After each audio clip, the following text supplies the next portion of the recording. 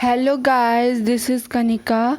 आज मैं आपके लिए बीएड फर्स्ट ईयर का जो ईपीसी थर्ड है, जिसका नाम है reading and reflection on text, उसकी फ़ाइल लेकर आई हूँ। ये फर्स्ट पेज है। आपको इसमें इंडेक्स बनानी है। इसमें ऊपर लिखना है समीक्षा कैसे लिखें, फिर समीक्षा के गुण, फिर आपको 10 बुक्स का रिव्यू लिखना है। ठीक है, कि किसी भी 10 बुक्स का रिव्यू लिखना है। ये reading and reflection on text जो फाइल होती है उसमें। ठीक है, तो फर्स्ट पेज है समीक्षा कैसे लिखें। आप इसका स्क्रीनशॉट ले लीजिए। इसमें किताब, चलचित्र से लेकर मिस्त्री तथा होटल तक के बारे में जानकारी प्राप्त करने का सबसे उत्कृष्ट साधन उसकी समीक्षा पढ़ना है। ठीक है, फिर उसमें लिखना है आपको उत्पादन या सेवाओं का संक्षिप्त विवरण, विस्तृत जानकारी, पूर्ण वाक्य लिखें, सटीक तथा उपयुक्त वाक्यों तथा शब्दों का उपयोग, व्यक्तिगत दृष्टिकोण और सत्यता बनाए रखें। ठीक है, ये आपका फर्स्ट पेज है। फिर सेकंड पेज ये है। इसमें उसके बाद निष्पक्ष समीक्षा, सृजनात्मक तथा रोचक, पारदर्शिता, प्रूफ रीडिंग और विशेषज्ञ की सलाह।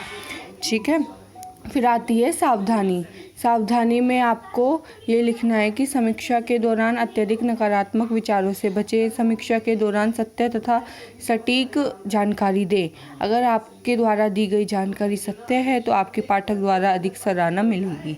ठीक है, इस तरह से आपको लिखना है ये। ठीक है, और फिर आएगा ये आपको 1-2 डेफिनेशन देनी है। इसे बॉर्टर बी गुड के अनुसार मुद्रित साहित्य के अपार भंडार की कुंजी अर्थपूर्ण समस्या और अमानवीय कल्पनाओं के स्रोत का द्वार खोल देती है तथा समस्या की परिभाषित अध्ययन विधि के प्राप्त सामग्री के तुलनात्मक विश्लेषण में सहायता करती है। ठीक है, फिर आपको लिखना है समीक्षा के गुण। ठीक है, आपको ये लिखना है यह आवश्यक प्रवृत्ति से बचाता है, यह समीक्षक के ज्ञान, उनकी स्पष्टता तथा कुशलता को स्पष्ट करता है। इस तरह से लिखना है। फिर आपको लिखना है संबंधित साहित्य की सीमाएं। ठीक है, संबंधित साहित्य का निरीक्षण जहाँ समीक्षण के कार्य के लिए अत्यंत महत्वपूर्ण है, वहीं इसकी सीमाएं भी हैं जो कि समीक्षक को इन्हें जानने और अपने अध्ययन में सावधानी रखने में सहायक होती है। अन्य समीक्षक के द्वारा प्राप्त निष्कर्षों से अपने अध्ययन में प्राप्त निष्कर्षों की तुलना करते समय हम कुछ उपेक्षा कर देते हैं। फिर आपको 4-5 पॉइंट्स लिख देने हैं। ठीक है, अब आया रिव्यू 1।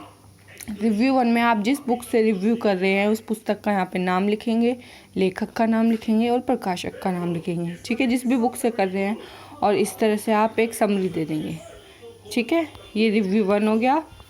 फिर ये इससे अगला पेज है नेक्स्ट पेज। आपको 1-2 पेज तो लिखने ही है सब में। ठीक है, फिर रिव्यू सेकंड में भी ऐसे पुस्तक का नाम, लेखक और प्रकाशक। ठीक है, ये इस तरह से आप कर देंगे। और फिर ये सेकंड पेज हो गया। ठीक है, और फिर ये रिव्यू 3। ठीक है, स्क्रीनशॉट ले लीजिए। इसमें भी सेम ऐसे करना है।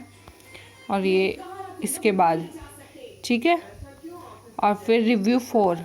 ये रिव्यू 4 आप स्क्रीनशॉट ले लीजिए। इसी तरह करना है आपको।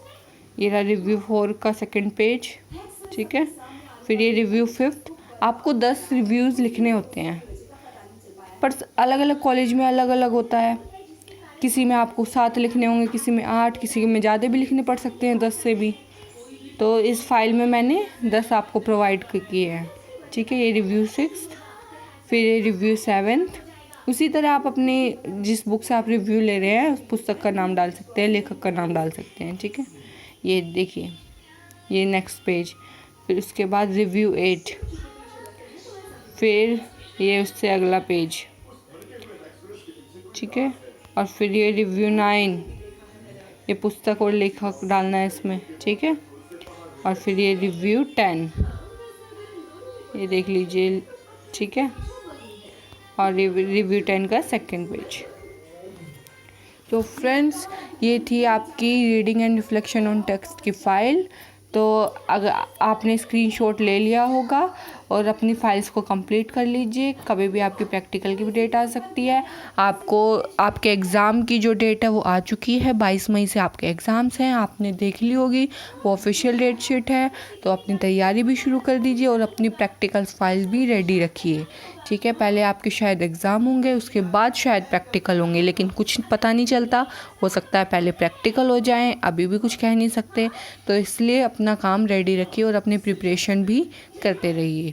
सो फ्रेंड्स, अगर आपको मेरी वीडियो अच्छी लगे तो लाइक, शेयर एंड सब्सक्राइब कर दीजिए और बेल आइकन प्रेस कर दीजिए। Thank you so much.